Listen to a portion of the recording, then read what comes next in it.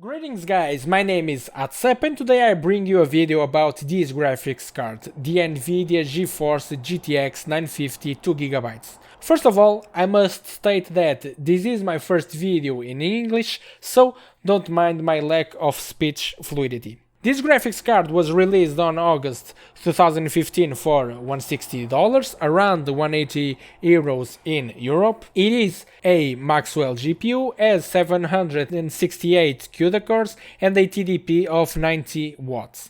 This card is the OC version from MSI and has 1076 MHz base clock and 1253 MHz boost clock and packs 2GB of GDDR5 RAM operating at 3300 MHz. It has one DVI-D output, one DVI-I, one HDMI and one DisplayPort. When it comes to power, it only needs a 6-pin connector. This graphics card cost me 50 euros in the used market, and whenever I buy used components I like to give them that affection they deserve: cleaning and new thermal paste. Since I'm going to take it apart, take a look at the GPU die. I always overclock the graphics card I test, so in this video you will only see the results with the overclocking applied. Although this card had no memory or VRM heatsinks, I still managed to raise the core clock by 150 MHz, mostly operating at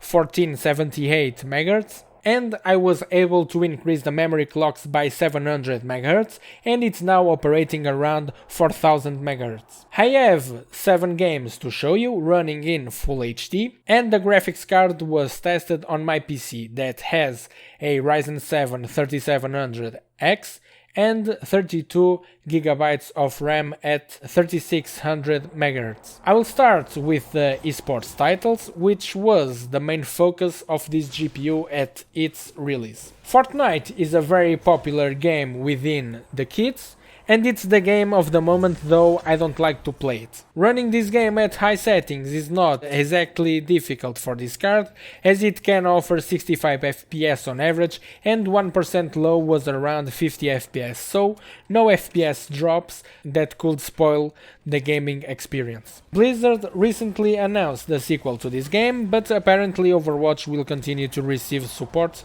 for the multiplayer. And this is another game easily handled by the 950. The settings on high guarantee 105 FPS on average and the 1% low was around 73 FPS, which shows how stable this game runs. PUBG? Yes, it is a game that I really enjoy playing, although lately I'm in potato mode skill-wise. Anyway, PUBG is a game I always play at very low due to input lag, but for testing purposes I used low settings. The game runs smoothly on the GTX 950, averaging 67 FPS and 1% low at 49. Knowing that this game is quite hardware demanding, it is not a bad result. To finalize the esports chapter, I tested CSGO at the maximum quality with 2x MSAA and decided to use the FPS benchmark. When it comes to the average FPS, not bad at 226 FPS, but the 1% low of 27 FPS seems to indicate that the game has a very aggressive stutter. In fact, this is not true. This is due to a scene from this benchmark where smoke is too demanding and the FPS drops below 30 FPS, and this influences the 1% low results, since when playing there are no stutters at all. I think it was the last time I used this tool to test GPUs. Now let's proceed to the games that interest me the most, because I'm not a big fan of multiplayers. The Witcher 3 is possibly the best RPG of recent years.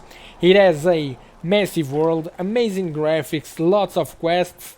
Well, this game is a treat. But we all know that although this game came out in 2015, the very same year that this card was released, it is still a very demanding game. Even so, the GTX 950 can still deliver 48 FPS on average with the settings on high and the 1% low at 37 FPS. I do not remember which settings the consoles run this game, but I venture to say that consoles offer a poorer graphics experience than what this GPU is capable of. Borderlands is my favorite game series and I was thrilled when the third came out. Despite having cel-shaded graphics, it is a quite heavy game, much due to the lightning and volumetric fog. Even so, with quality on medium, we can play Borderlands 3 at 43 FPS on average and with 1% low of 36. Not bad. Finally, I tested Gridfault, which is an RPG I'm playing and loving, although it's nothing special. I was struck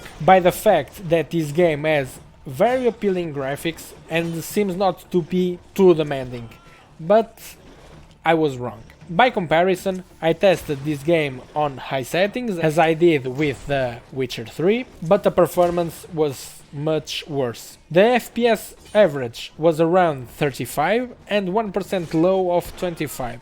Of the games that I tested, it is the only one that does not offer such a good performance, but just lowering the settings to medium should do the trick. In conclusion, the GTX 950 is still capable of running a very large panoply of games and for the price seems like a good alternative in the used market for 1080p gaming. I hope you enjoyed the video. If so, leave a like and subscribe to the channel if you haven't already. Cheers!